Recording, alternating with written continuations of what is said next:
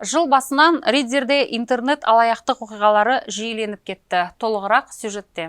Риддерде 4 айдың ішінде 23 интернет алаяқтық фактісі тіркелген. Өткен жылы 15. Риддерліктер сол баяғыдай алаяқтардың қандай айлаларына түсіп жататыны жайлы қалалық полиция бөлімінде айтып берді. Уважаемые жители, в случае, если к вам позвонил неизвестный, Құрметті тұрғындар, егер сіздерге бейтаныс адам қоңырау шалып, банк қызметкерімін деп өзін таныстырса, немесе құқық қорғау органы қызметкерімін десе, сіздің шотыңызда қандай да бір өзгерістер болғанын, бейтаныс тұлғалар сіздің атыңызға несие рәсімдемек болып жатқанын айтатын болса, ол алаяқ екенін біліңіз.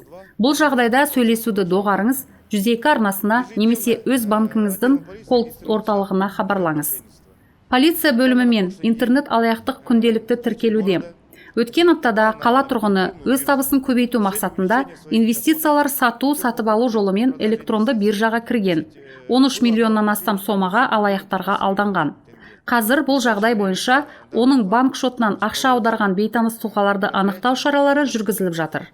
Онан тыс, OLX арқылы тауар алғанда байқаңыздар. Өткен аптада қаламыздың 2 тұрғыны жиһаз және тұрмыстық заттар сатып аламыз деп алаяқтарға алданған.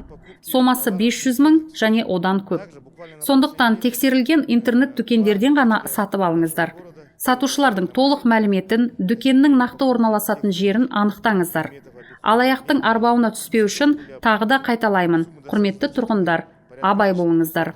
Кезекті рет полиция қызметкерлері интернет алаяқтық туралы парақшалар дайындап, волонтерлармен бірге оларды тұрғындарға табыс ету үшін қаланың көшелеріне шықты. Полицейлер тұрғындарды алаяқтардың айла тәсілдері жайында ақпараттауда. Вы слышали когда-нибудь по мошенничеству? Да, и сами сталкивались. Вот на сегодняшний день у нас очень много фактов именно про мошенничество. Вас предупреждаем, что возьмите, предупредите своих близких и знакомых, родственников, родителей. Номера есть, куда звонить. Да, вы звоните, пожалуйста. Можете рассказать у нас в Риддере, с какими фактами? Ну, в общем, они мне позвонили, на телефон я тут как раз работала. И вот они давай мне рассказывать, что в Астане кто-то там на мое имя. И мне народу просто было много, я как-то растерялась немножечко. И с ними так вот... Они, правда, грузят, что на мое имя оформляют там кредиты и все такое прочее.